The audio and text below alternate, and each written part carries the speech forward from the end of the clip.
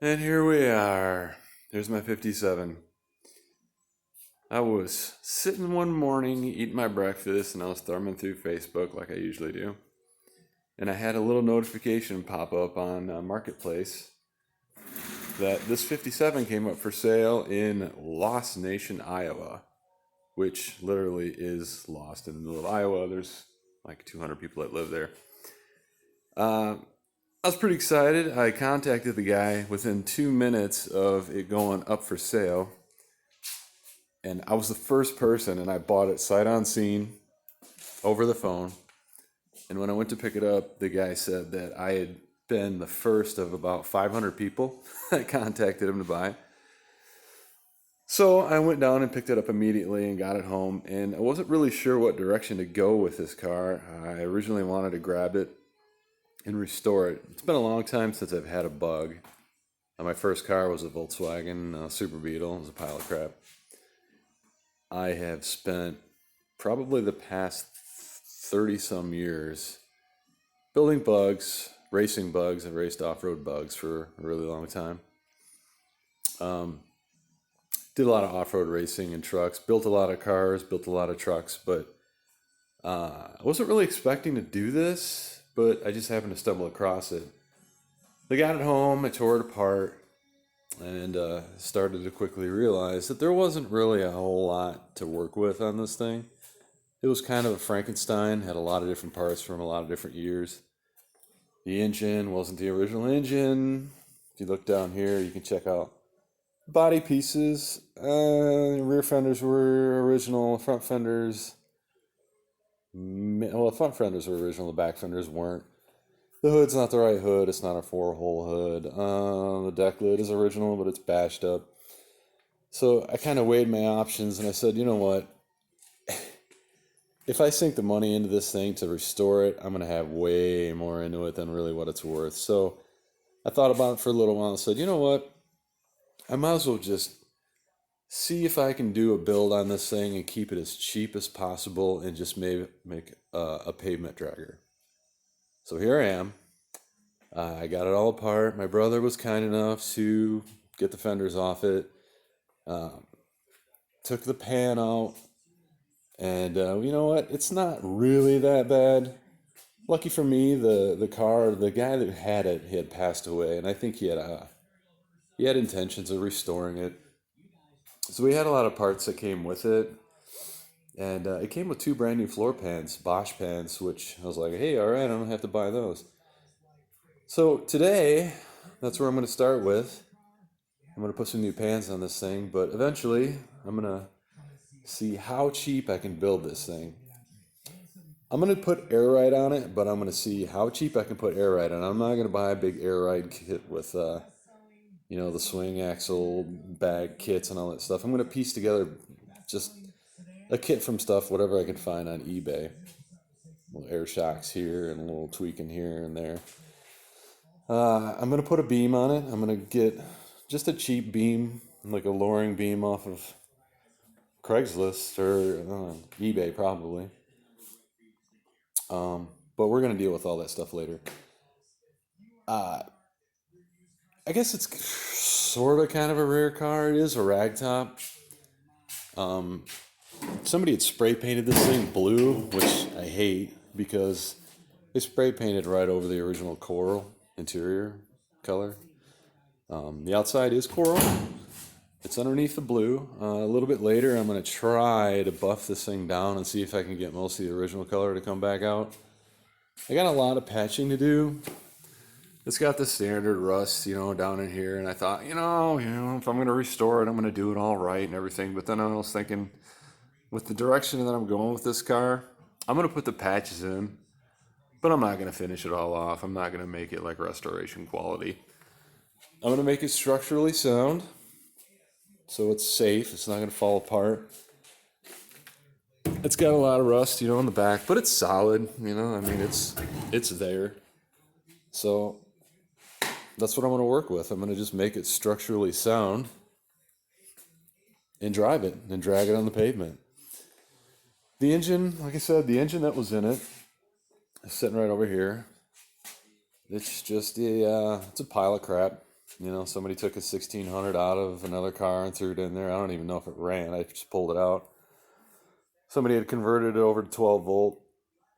Not the direction I was going with at all.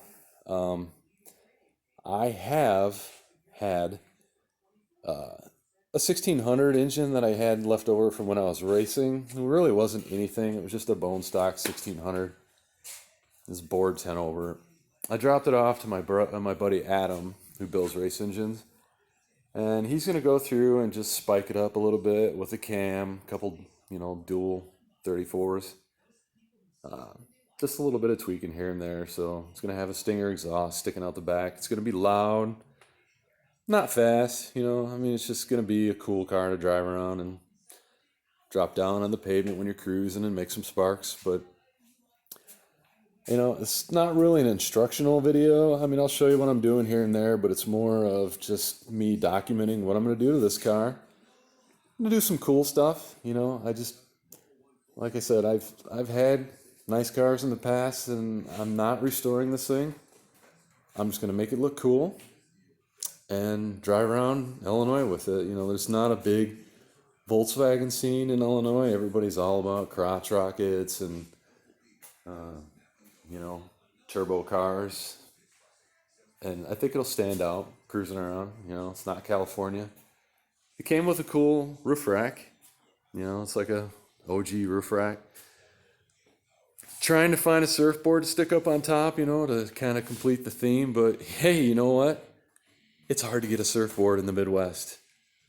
I looked around, couldn't find one. I looked on Craigslist. I even looked at how much it was going to cost to send a surfboard from California to here, and it's really not worth it yet. So maybe sooner or later I can find one of my buddies that I used to race with that's coming from California for some of the races in the Midwest and see if I can con them into bringing me a surfboard. But other than that, you know what? It's just going to be, a stock kind of grocery getter to get around town, but it's just going to try to make it look cool.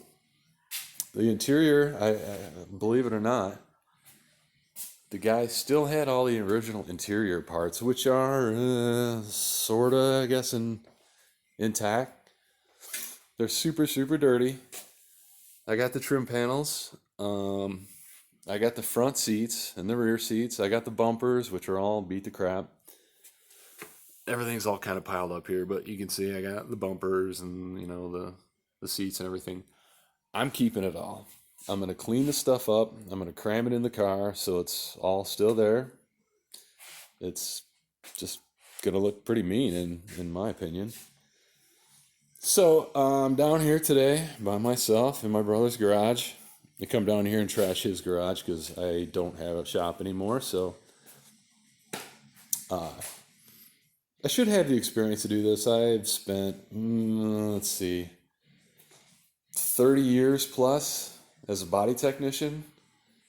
I've restored a lot of cars. I've restored a lot of expensive cars. I'm going to build this, and I'm going to try to use the simplest tools I can possibly use. So if you want to watch this and see what I do, most of the stuff I'm going to use is stuff you might have around your garage. At my work, there's a $40,000 resistance spot welder, and I have all the tools to take everything apart, build whatever, but I'm just not going to use it on this. I'm just going to show you what maybe you could do in your own garage. So you might get inspiration to just say, hey, I got that car sitting out in the driveway. I might as well just pull it in and tear it apart because I saw Shane do it with all this simple stuff, and I can do it too. Or you can watch this video and say, hey, that guy's a jackass and he's just wasting his time and whatever. So, like I said, today I am down here. I finally got the car apart. My brother was nice enough to take the chassis out and pressure wash it all off. It was covered with 50-some years of dirt and crime and everything else. But I'm keeping it a swing axle. Like I said, I'm going to make some brackets in the back. I'm going to put air ride on it. I'm hoping the gearbox is still in good shape because I'm not putting a gearbox in it.